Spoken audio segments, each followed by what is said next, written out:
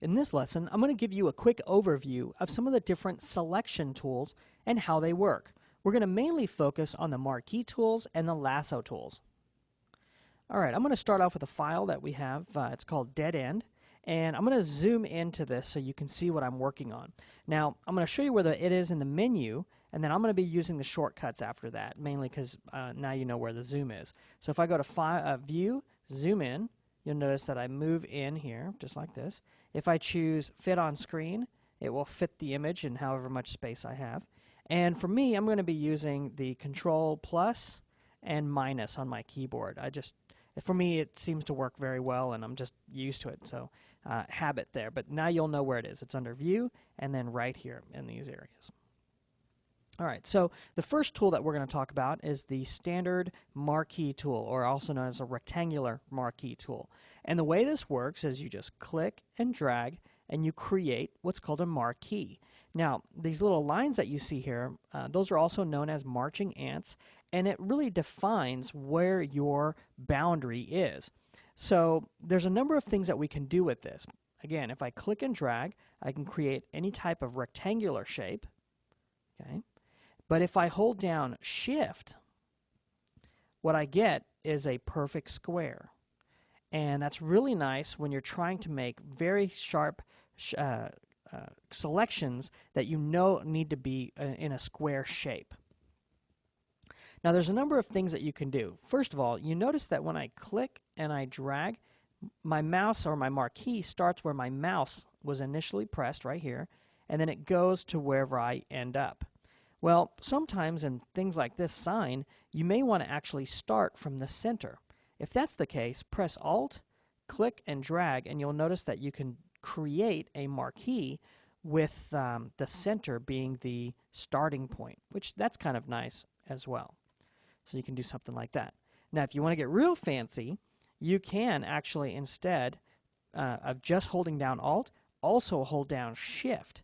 And when you do that, you will get a perfect square that starts from the center and goes out, which that's very useful as well.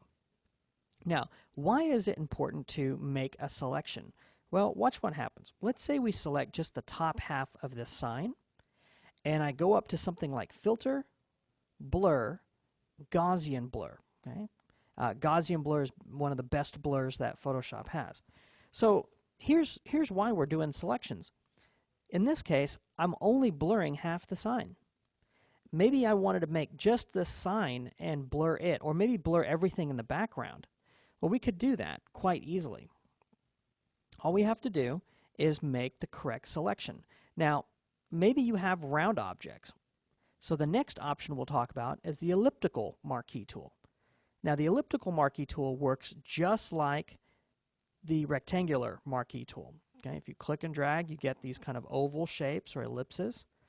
If you hold down Shift, you will actually get a nice perfect circle. Okay, and the same options work here. If I press Alt, I can start from the center and go out, and if I hold Shift, I can also make that a perfect circle. So that's very nice as well.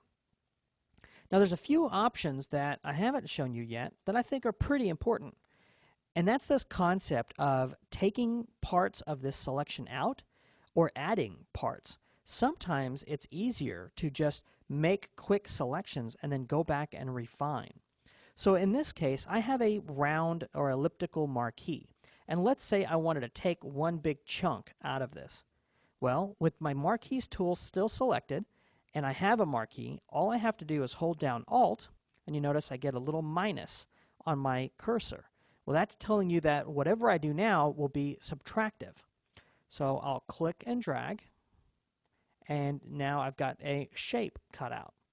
If I press Shift, I can actually add a portion to this shape or this selection, which is kind of nice. Now, what if I wanted to do what we call an intersection, which is I only want the part that's inside of this particular marquee that I'm just now drawing. Well, to do that, you press Alt and Shift, and watch what I end up with.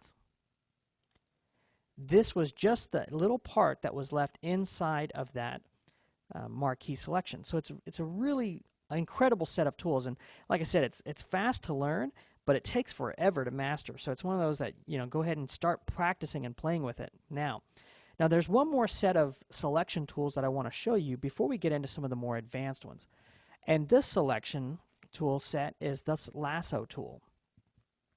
Now the basic lasso tool, you just click and drag and you make any shape that you want, and that's going to be the selection.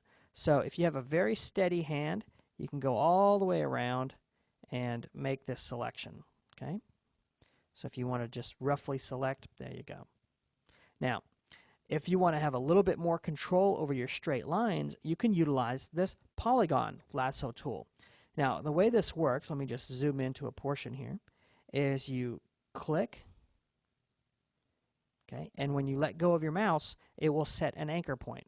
And then you click again, and it sets another anchor point, and again, and you just keep going. Remember, the fewer the lines, the smoother it will be. And when you get close, you'll have a little O appear on your actual cursor, and that's to let you know that you will close that polygon lasso, or any lasso at that point. So that is an easy way of going in here and getting these kinds of shapes.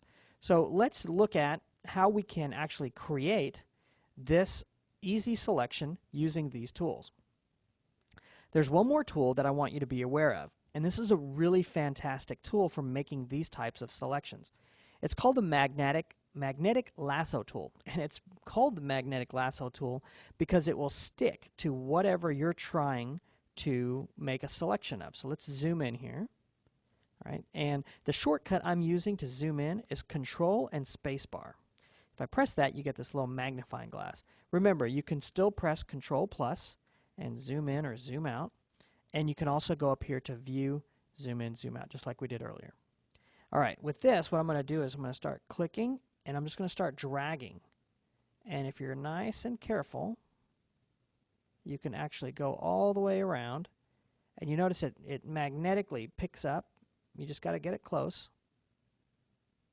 And if you go far away like that, let's just go ahead and close this. If you go far away like that, not a problem. We can just come in and trim that part out using some of our other tools.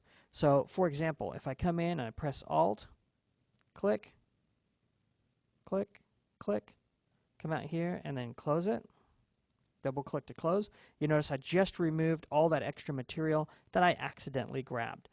So I would highly recommend that you take a second to practice some of your selection techniques on this particular file.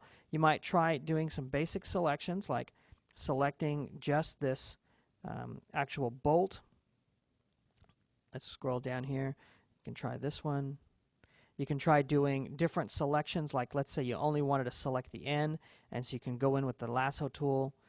Maybe on this D, you would want to use the magnetic lasso tool. So again, practice your selections. Let's zoom out here. One thing that I did not show you is how do you deselect something? Well, there's a couple ways to do that. The easiest way, in my opinion, is if you click anywhere outside of that selection, just click once, you will deselect. So if you have something selected, click deselect. The shortcut, or actually up here in the menu, is you just come up here to select, deselect, if you don't want that anymore. Or if you have a selection, you can press Control D, and that will deselect as well. Now, sometimes it can become a hassle to use these different sliders to move your image around. If you want to, what we call pan your image around, which is essentially move these little sliders, hold down your space bar, and you'll get this little hand.